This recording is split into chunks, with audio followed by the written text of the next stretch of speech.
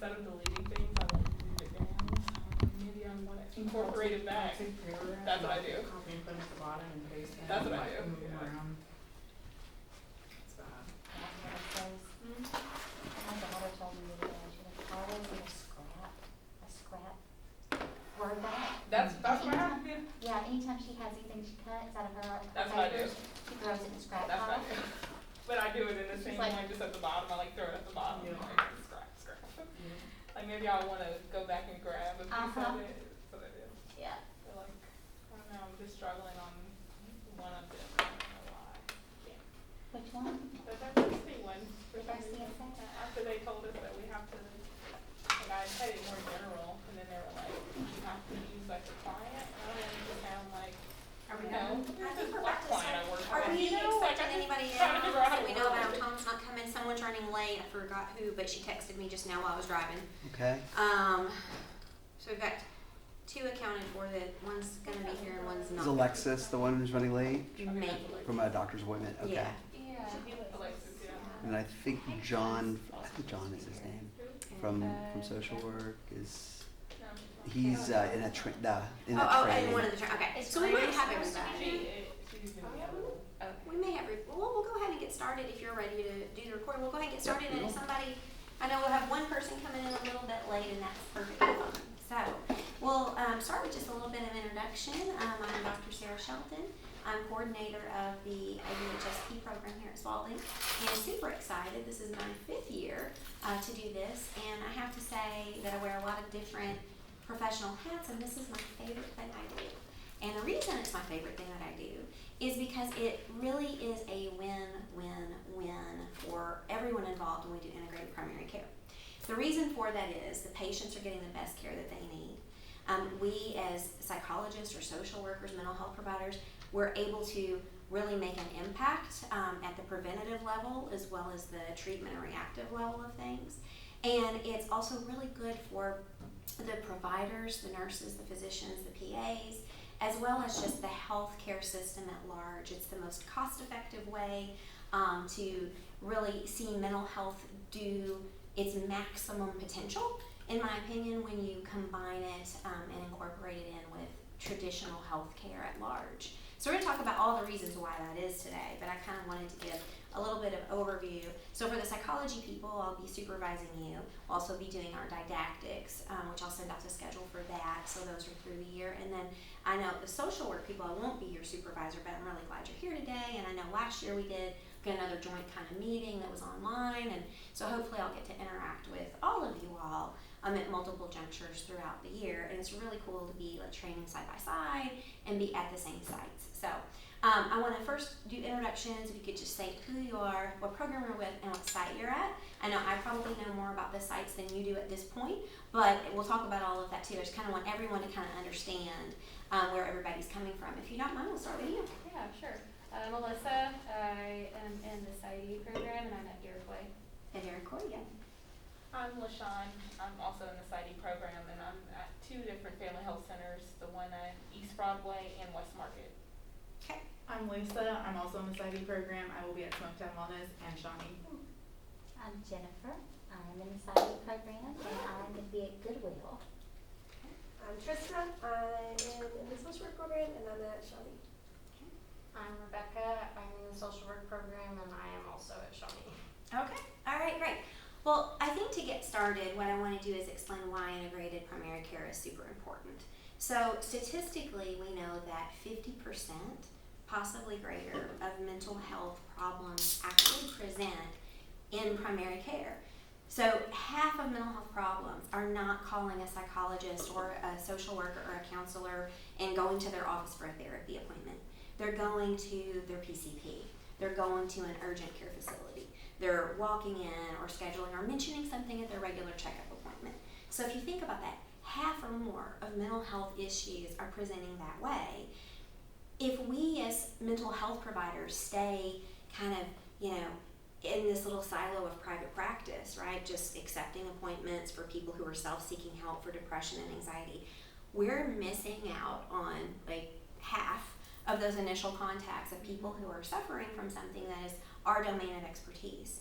And what we know about primary care, and primary care physicians and mid-level providers will be the first to tell you this, unless they're trained in psychiatry specifically as a specialization, they have very little training as part of their academic programs in mental health care. They have an average of 6 weeks of training.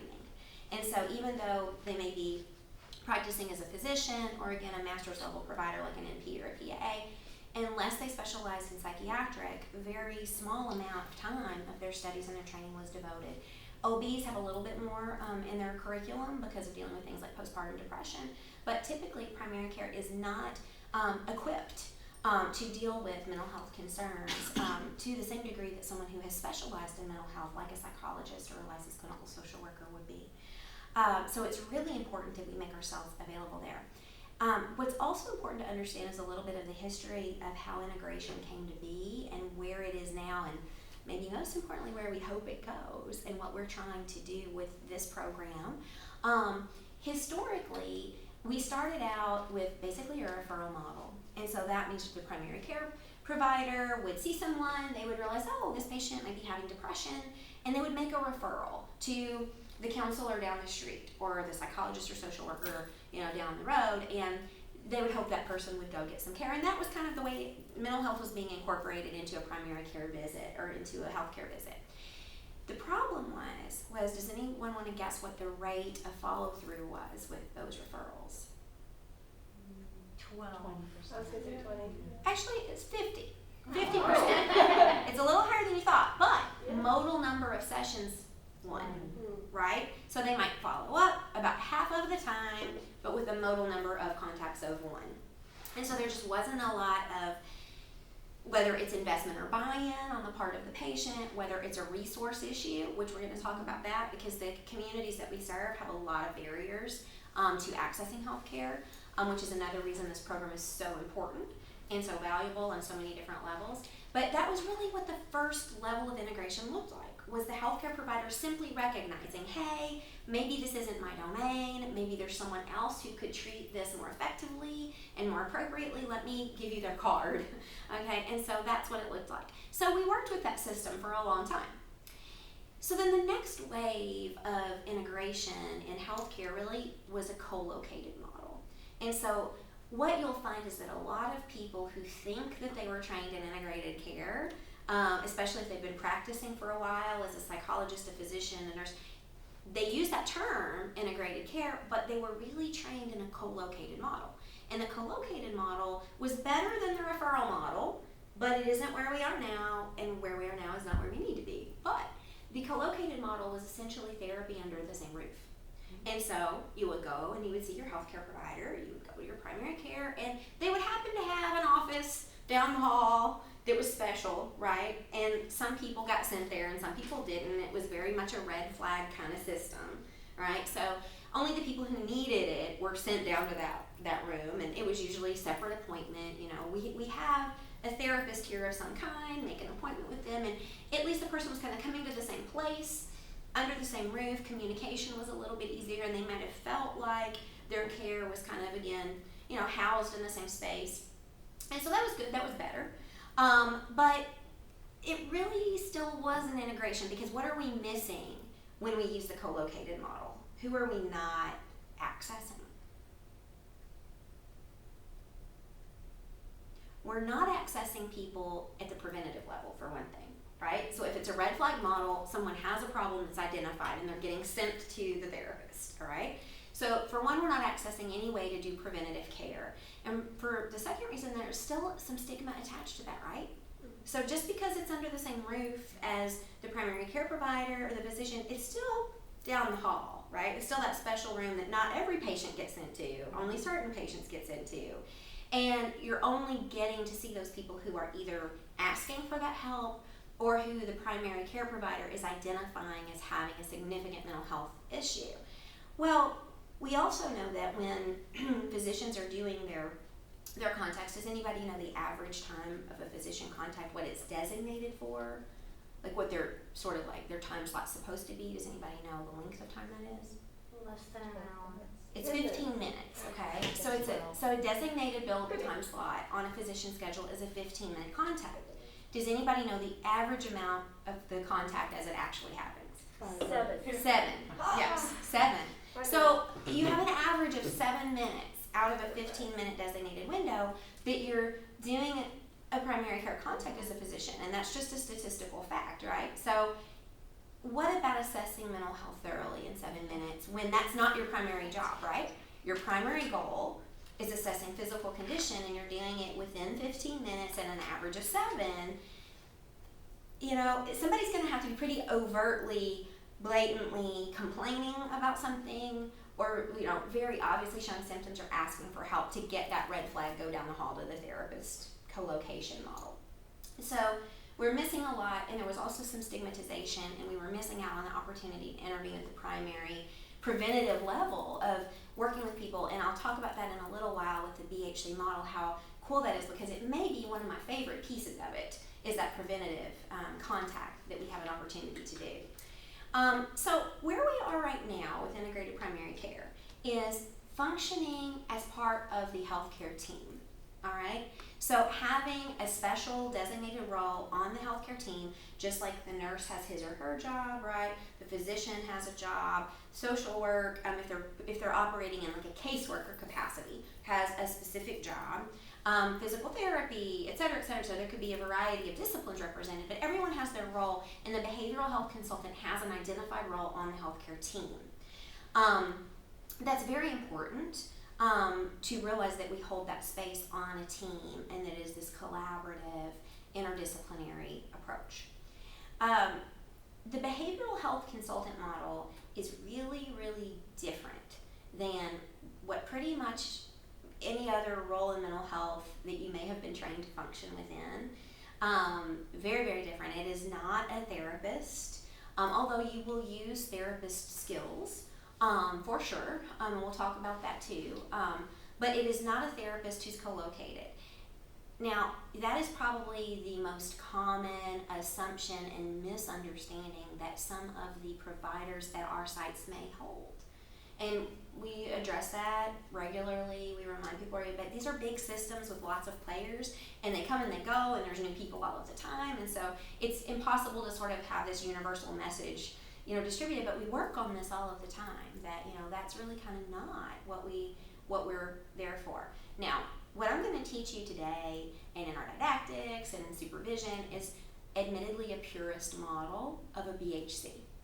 I'm kind of teaching you the rat lab model of what a behavioral health consultant does, but you have to take that and make it work in the real world, and I will help you do that. And that's an additional skill set a BHC has to have, is how to take this purist model of behavioral health consulting and making it actually work within the parameters of reality. And those parameters they're numerous. It's the needs of the site, the needs of the provider, the needs of the patient, space, literal physical space, okay? Time, patient flow. There's all kinds of competing interests for the BHC to get in and do their job and to do it with integrity to the model. So we're always going to be striving for integrity to the model with the understanding that we're flexible, we adapt, and we make things work, okay? And you'll see what I mean, as particularly as we start the year at the different sites, because I would say that the behavioral health consultant role looks slightly different at every site because of those things that I just mentioned. So with behavioral health consulting, what you're doing is really a 15-minute model, very similar to that 15-minute window I talked about a primary care physician utilizing. Now, without fail, for the last 4 years, when I say that, the reaction that I universally get is, we can't do anything in 15 minutes. But what's really interesting to me is that now, going on 5 years in, at the end of every year, everyone universally says, wow, we can do so much in 15 minutes, I had no idea. And it's because we're doing it differently. This idea of a 50-minute therapy session is really a product of billing, okay? It really came from third-party payors saying, we pay this out for this amount of time. There's nothing magical, really, about a 50-minute session, although certainly traditional psychotherapy, it looks different and it takes longer than what we do as BHCs. But as behavioral health consultants, the word consultant really is meaningful. You are rapidly assessing with your clinical knowledge and skill what may be going on with the patient. You are communicating and advising with the rest of the healthcare team to help them understand to the best of their ability from their disciplines what's going on with the patient. And you're educating the patient and helping them understand what's going on with their treatment. And you're really acting as a consultant and a liaison between a lot of different pieces. You're treating the patient, although I will say, and I'll give some examples, you're also a resource to the team. Okay, so the team, the healthcare team, sometimes is frustrated and they don't know what to do. There's some research that looks at burnout amongst primary care providers, and when there is a BHC involved, that burnout is less. They're less fatigued. They feel like the care is more effective. They feel like they're able to do their job the way they're trained to do it. And so the BHC is really alleviating a lot of time as well as situational things that the other providers are trying to manage, but like that's not their wheelhouse. There are also times that even though we don't take on a treatment team member as like a patient, that we may need to provide some intervention, some skills that we know as a BHC, as a psychologist, as a clinical social worker, to help them deal with it. One example that comes to mind is a couple of years ago at one of the sites, we had it was a woman who was brutally physically and sexually assaulted. And kind of a good Samaritan brought her into the clinic. She was not a patient, there was no pre-existing history with her, nobody knew her. This stranger just kind of found her and in an alley and carried her in quite literally. And so she received treatment from the team. But what was interesting was after, she got the treatment that she needed and police were called and everything, and she was the providers were having some vicarious trauma related to that incident. And the BHC really kind of had to step up to help basically debrief and kind of de-escalate, say, okay, let's just all take a minute, let's do some deep breathing, let's process what happened, does anybody need to take a break, and so sometimes BHC is in the role of kind of being a resource for the team at large, even though they're not treating any individual team member. So that's one example of several that I could think of. We also do a lot of educating with the team throughout the year. There's opportunities. We've done multiple trainings with the sites and their staff. We've done suicide assessment trainings for primary care. We have done cultural humility trainings for primary care. We have done quite a bit assessing obesity in pediatrics. I mean, there's probably a dozen topics I could come up with that we have addressed with the staff and the team of how to help them do something more effectively or better that we know how to do based on our skill sets. So there's really just a lot there. We did sort of wellness time, kind of like a emotional management and burnout prevention with some of the providers at one site during one of the years. So really a lot. We do a lot to help the overall healthcare system, the team, as well as the patient. So what I love about the behavioral health consulting model, like I said before, is the opportunity to intervene at a preventative level. Psychology, social work, counseling, we rarely do well checks. It's a very common model in medicine, but we don't do that in psychology, social work, counseling, etc. And I think that's really strange. But historically, we're just very reactive. We have self-seeking people who are saying, I'm depressed, I want help. And if you're in a traditional mental health model, that's who you're working with. But we rarely encounter people who are doing okay, where we have an opportunity to expose them to mental health in a way that's not stigmatizing, in a way that is able to join with them as part of their overall healthcare and wellness routine.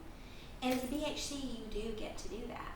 Now, I will say that because of all those competing needs that I talked about, where providers, they're rushed for time, they're rushed for space, they've got patients in the waiting room, you are very unlikely to have a provider do what we call a warm handoff to you, where they say, I need my BHC to go in room 302 because, something's going on. They're probably going to let that patient walk out the door without seeing you. But every year, I remind every site and I remind every trainee, seek out those opportunities for those well checks. Say to the friend, hey, I don't see anybody going into room 12. Mind if I just introduce myself? And you get in there and you introduce yourself. And I remember one well check encounter that was really solidified for me the importance of this. It was at one of our sites, and I was modeling an encounter for one of the trainees. I think it was our very first year, and I went in, and this person wasn't receptive. Okay, they weren't hostile, they weren't nasty, they just clearly did not understand what I was doing and why I was there, and you know, they were fine, and they really at that point in time kind of were fine, right? So they were a little skeptical. This has never happened before. Why is the psychologist coming into their room? And so there was nothing, anything that I asked, how's this, how you do it? Fine, right? So I took a different approach, and I said, okay, tell me something good that's going on in your life. What's something good right now? And she's like, well, I just bought my first home. I said, wow, that is fantastic. Let's celebrate that. Like, tell me all the things that, are going on with that. What's it like? How long have you been in the home? How are you going to decorate it? And we had this really kind of benign encounter about her buying her first home. And that was her first exposure to a BHC. Okay? She left. Didn't think any more of it. It was maybe less than a 15-minute encounter, probably more like a 5, which is maybe what a well-checked encounter will look like for y'all. And unfortunately, but fortunately, a couple of weeks later, she lost a son to gun violence. And she came in to the clinic to see a BHC because she knew that we were there. And she had an understanding of that we were someone who was at least a starting point, right, to help her navigate that grief and navigate that trauma. And no, we're not going to provide traditional therapy, but we were able to work with her and receive that, need and help bridge that gap till she could get into longer-term care. And I really was struck by that, how important that encounter was, because if we hadn't done the well check, I don't really know where she would have gone for help or if she would have gone for help, but she knew who we were and that we were safe people and that we were comfortable to talk to and that it was something that her primary care facility could give. So that was really important. And so the well checks, don't ever underestimate their potential. Very, very important. When you're doing a well check, it's pretty much just an introduction of yourself and the role of the BHC. They're easy to do, and people are a little bit perplexed. I will say, people kind of look at you like a deer in headlights, like, I don't understand why you're coming. This has never happened to me before at my checkups, but I think that's a good thing, and that's okay. And if we would do more of that, then maybe the stigmatization of getting mental help when you do need it would be much less. So always seek out those well check opportunities. Now I mentioned the phrase warm handoff. That's something that we say in the BHC world, and that's typically a provider's in a room. They encounter a situation that involves some kind of behavioral or emotional or mental component, and they pull in the BHC. So it may look like a physician going into a room and dealing with an individual who is not adhering to their medication regimen. And the physician may be frustrated with that and not really have a skill set to increase medication adherence. So like they know what to prescribe, they know how to treat the condition, but if that patient's not taking those prescribed meds, it's not working, and that can, for the primary care provider, produce a lot of frustration.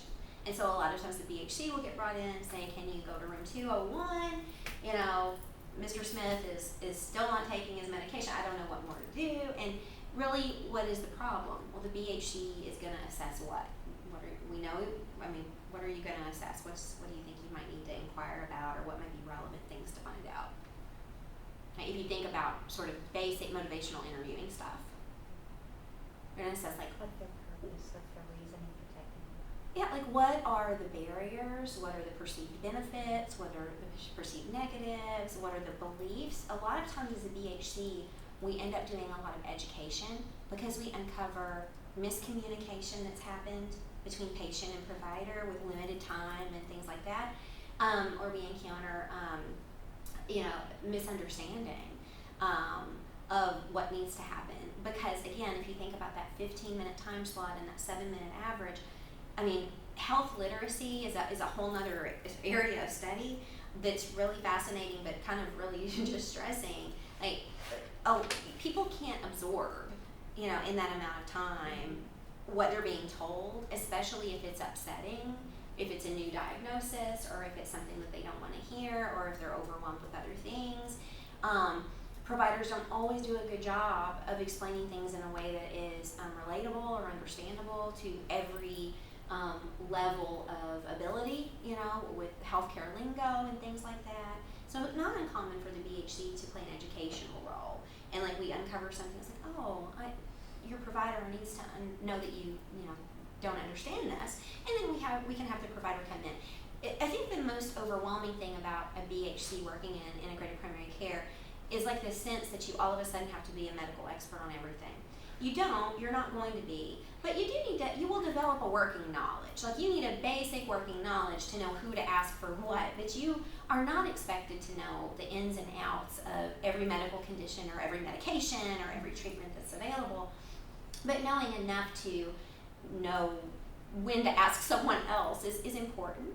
And so you'll go back to the provider that did the warm handoff and say, I've talked to Mr. Smith about, why he's not taking his medication, and it turns out he thought he only had to take it when he was sick, and he didn't understand that this is a medicine you have to take daily for it to build up in your system and work. He was taking it more like an aspirin, or if he felt bad he would take one, but if he didn't feel bad he wouldn't, because then it would stretch his prescription out longer because it was difficult for him to get to the pharmacy or to pay the copay or whatever. And so you find out these things in BHC that aren't going to come up in that 7-minute average.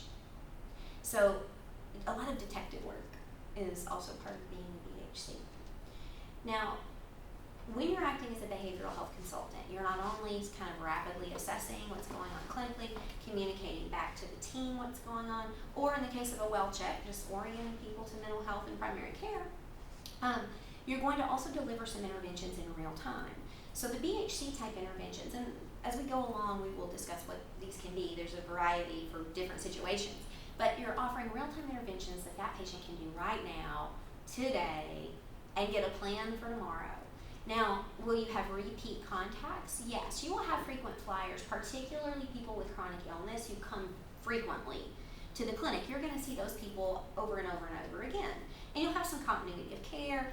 You'll kind of get to know them. You'll understand a little bit. But people who are coming in for an annual, how many times are you going to see them as a trainee? Once. And so you're going to have a lot of one-time encounters as well. Now, in the purest model of the BHC, we are going to see people at the time of their medical appointment. That is our goal. That is our model, is that they go into an exam room and they see you just like they see the physician, PA, or NP, all in one visit. That's our goal. And that's what things usually will look like. But remember, I mentioned all those parameters of real life. We've got a backlog of patients in the waiting room. There's no open room. There's time pressure. This isn't perceived as an emergency need. And the provider wants the patient to come back and talk to you another time. We can accommodate that usually, but we have to be careful that we don't schedule therapy appointments. And that can be, just needs to be communicated with some of the other steps. I can always help clear up any of those issues that might happen, but that's okay. But what we've historically done is said, okay, not more than a 30-minute time slot, and really communicate clearly to that patient if they're coming back at another time, like, I'm the BHC and I'm not a therapist, but I am going to help you, and we're going to get you started on the right path. We've also had issues with patients who had severe symptomatology, but getting them in for the appropriate therapy, long-term care, was a delay. And so they might have a 3 or 4 week wait for an appointment, and we're not going to leave those people hanging with no care, right? So we may bridge, and we say, I can see you a couple of times for like a brief contact to kind of help you in the moment, do some, some coping skills and sort of like some emotional management stuff. But then really to process this trauma that you've had, you're going to need long-term traditional therapy, and we kind of help them get routed in that direction.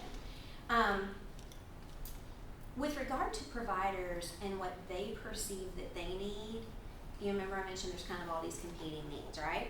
And so the way that we as BHCs see what we can do and what would benefit the patient and what makes sense from our perspective, we have to realize from the perspective of the provider is balanced against all of these other things, like how many patients do I have waiting, how urgent do I perceive this need,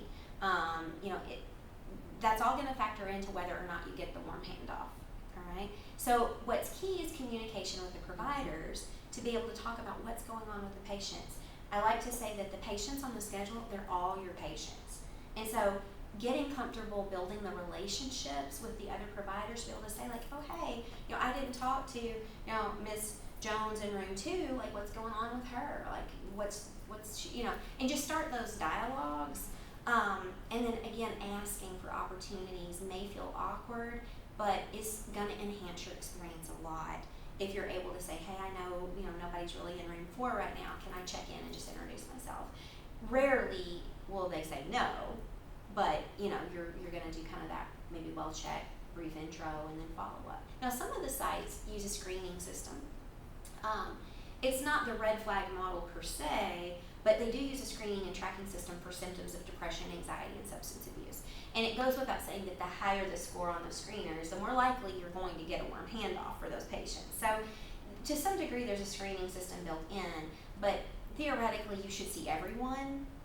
Is it possible to see everyone every day? No, but theoretically you should. And as long as you understand that and you're striving for that, every patient is my patient, and every exam room I'm gonna be in there before they leave. If you're striving for that, you're not gonna hit the mark 100%, but you're gonna hit it a lot more than if you wait for the providers to find you. Now this is especially true at some of our facilities that have multi-level care, like literally physical floors, okay? So this is much harder for the BHC because you can't be everywhere at once. At some of our sites like Shawnee, for example, there's one major hub area where the BHC is, and you're kind of in the center of the wheel, and you're kind of aware of what's going on in the exam rooms around you, where all the providers are, what rooms are empty, what rooms are not. It's very easy to do a warm handoff at Shawnee. It's very easy for the behavioral health consultant to seize an opportunity to create an encounter. At family health care centers, like the Portland site, for example, is multi-floor. Well, if you're on one floor and a provider on another floor wants your services, think about the flow and the volume and the pace of healthcare clinics, right? Are they gonna come find you? No, they are not. And they don't utilize a paging system. And so they're not gonna come hunt you down. So what they're gonna do is they're gonna make a note for that patient to get scheduled for a return visit. And that's kind of what that looks like. And that's fine, because again, we're flexible, and we make things work. Later today, we're going to have a patient come in and present. There's 4 different scenarios, and I believe we'll have time to go through all 4. But we're going to have someone come in and present, and I'm going to model for you all like what that encounter would look like, with everything ranging from a well-checked meet and greet, no issue type thing, which are ironically sometimes the hardest for people to feel comfortable doing, just because we never do that in mental health, all the way to some other specific kinds of issues that you're likely to encounter. Now, what are the major issues you're likely to encounter as a BHC? Lots of mood disorder, lots of depression, lots of anxiety, but with the populations that we're serving, remember, we're focused in areas that they're disenfranchised, they are underserved, they are marginalized, they have the most barriers to care and need the care the most. And we are accessing those people. They have a lot of trauma. We see a lot of trauma. And sometimes the trauma is so much their norm in their communities or in their neighborhoods, they don't even, sometimes I don't even know that they realize how traumatic something is, because it has become common. Right? And so when something is your norm, it becomes your normal when it's not and shouldn't be, right? And so lots and lots of trauma, and that can be, that can create some fatigue and some distress. We see as BHCs in these facilities, I think a higher prevalence of trauma than we see in other kinds of environments and other kinds of sites, because again, these people aren't self-seeking mental health care, right? So these aren't people who are calling you up saying, I've had a trauma, help me. These are people who come in for a broken toe and might also have witnessed a shooting yesterday and not really saying this is why I'm here, but yet that's something that is traumatic and something that we to, you know, talk about. I usually, when I do an encounter, I usually ask open-ended questions that kind of include like this range. I just start, you know, in a non-threatening way, like, tell me what's going good. Tell me what's going great in your life. Anything going good you want to talk about? What's the most exciting thing that's happened to you this week? And I was like, okay, or is there anything that you want to change or that you would like to be different? And so it's kind of a non-threatening way to pose that, right? And then, you know, you kind of go from there with what they give you. We don't go probing around as much as we might in an intake for 12 sessions of therapy because we don't want to unpack stuff that we can't put back together, but we certainly want to give an opportunity for the patients to know that we are there and that we can either address their needs and or get them connected with the appropriate care that they may need. So it's kind of a soft touch when we're asking those kinds of questions. There's also some mistrust between some of the patients in the community and healthcare providers. And there's some historical reasons for that, but you know, when people come in asking a lot of questions, sometimes people get a little bit guarded. Sometimes people are like, I don't know you, I don't know why you're asking me these things, but particularly if we're viewed as outsiders and like not part of the community. And so that's understandable, and just being kind of aware of that sensitivity and aware of that, sometimes even, you know, overtly acknowledging it. You know, we've sometimes done that before. I'd be like, you know, we know that we don't understand. We know that you don't know me. We know that, you know, we know all of these things, but we still are here to help figure out solutions and try to help you the best we can. When you're also working as a BHC, keeping in mind Maslow's hierarchy. Now, you probably haven't thought of that since like Psych 101 or something like that, but it's so true. It's so true. And so I remember when I first realized Maslow's hierarchy, like presented as this very important concept in integrated primary care, was actually working, wasn't in primary care, it was in a children's hospital. But I remember we had this child who came into clinic, outpatient clinic, frequently, and there was just all sorts of stuff going on. And the treatment team, which included myself as the psychologist, we were like throwing all these interventions at this kid, right? And when we were doing, I mean, it's really ridiculous and embarrassing to look back on, but we were like, oh, he needs like the Big Brothers Big Sisters organization for some social support. We're gonna like get him a tutor so his academics will get better. We're gonna like, oh, he needs some extracurriculars, like let's sign him up for chess club. Like we were all just like throwing all these interventions at him. Let's get him in therapy every week. Things weren't working. He was not getting better. And one day, Maslow's hierarchy popped into my mind because I had taught a class that had it in it. I was like, oh my goodness, like what about these base level needs? Well, it turns out they didn't have enough food. Kid didn't have a coat, it was cold, right? Gunfire outside their windows every night, was scared. And so like those very base level Maslow's hierarchy needs were not taken care of. And so the fact his grades were failing like stood out to us, right, as a treatment team who were functioning more at that apex level, but like that wasn't really the most salient problem for him or for his family. And so when we're able to kind of think about that, we're able to assess a lot more relevance. And when you're encountering people in primary care, you are going to encounter people who are at Maslow's hierarchy, like Goodwill, they cater to homelessness. So, I mean, you're going to have people who don't have shelter for the night. Well, that puts it in a different perspective, right? What your interventions might be or what their most immediate needs might look like, or understanding the context of their behavior. And so I think, you know, as graduate students, by virtue of being graduate students, we're near the top of Maslow's hierarchy. And so we project a lot of that onto other people in an inaccurate way. And so keeping that in the back of your head when you're assessing the people that you're encountering can be really, really helpful. And just making sure, again, those base needs are there before we start going up into kind of those higher levels of things.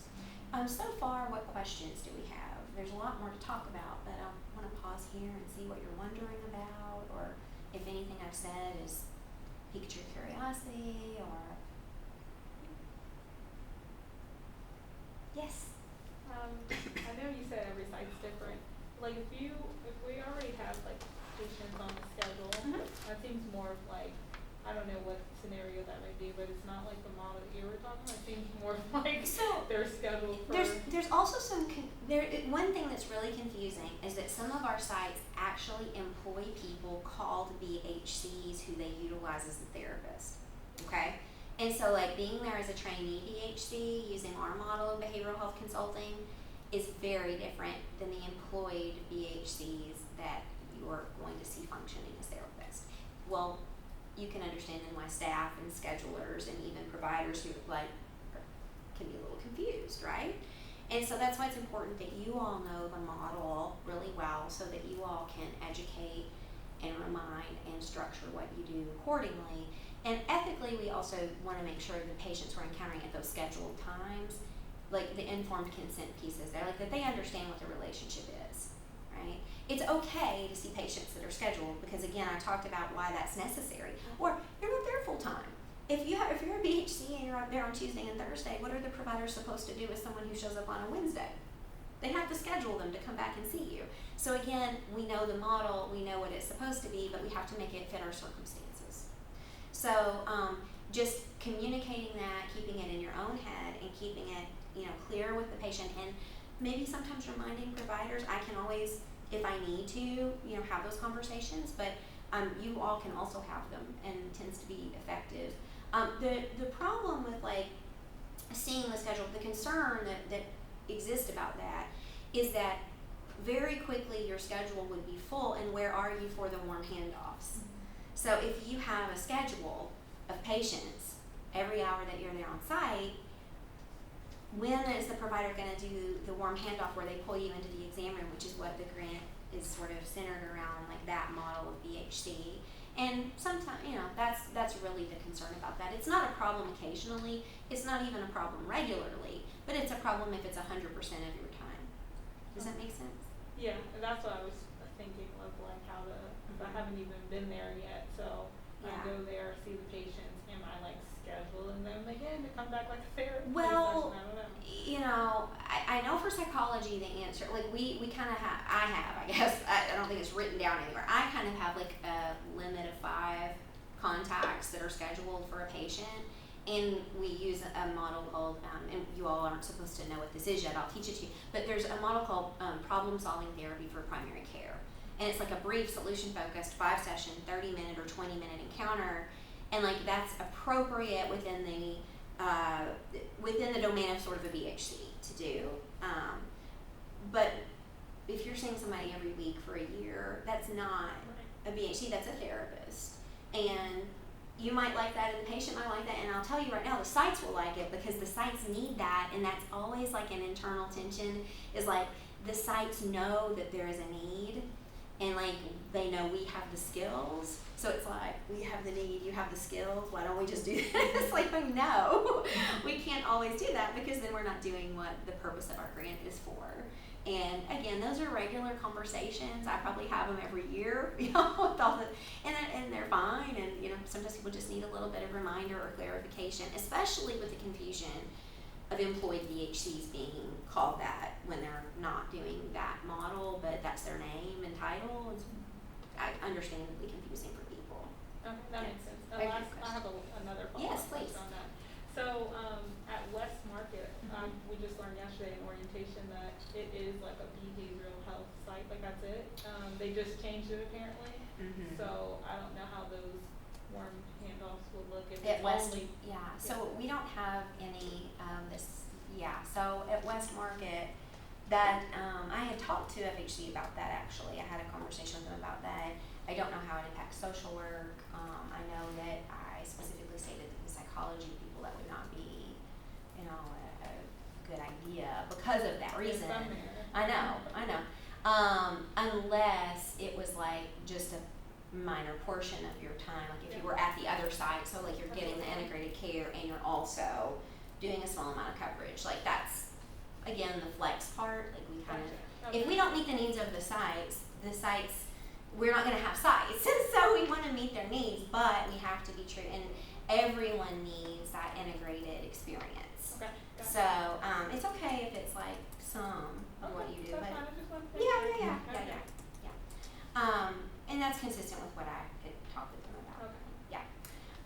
Any other questions or anything else that we're like wondering about or thinking about as it pertains to maybe your site? Yeah, so you are their like direct resource for like HRSA integrated care questions. Would ours just be like our MSW supervisor?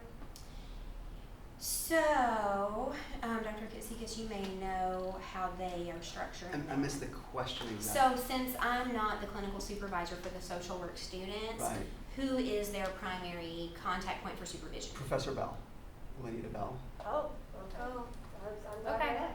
you asked. Yeah. That's news to you, huh? Yeah. Oh, Because okay. we have like our supervisor who is Dr. Frierson, Our faculty liaison is Dr. Ferguson. but Huh. we didn't know who our HRSA resource. It's been Dr. Bell unless something has shifted. So definitely get clarification on that from your department for sure. I don't know the answer to that. There are, at every site, there is like a provider who, it's kind of like, your physical person that's there if you need to grab someone, you know, Yeah. and like you can't reach me or you can't reach, you know.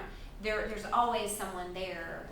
Sometimes that's a physician, sometimes that is a licensed clinical social worker or a psychologist, but every site has somebody that's like you're designated. If something happens and you need help, you're never by yourself. There's always someone there to be able to grab.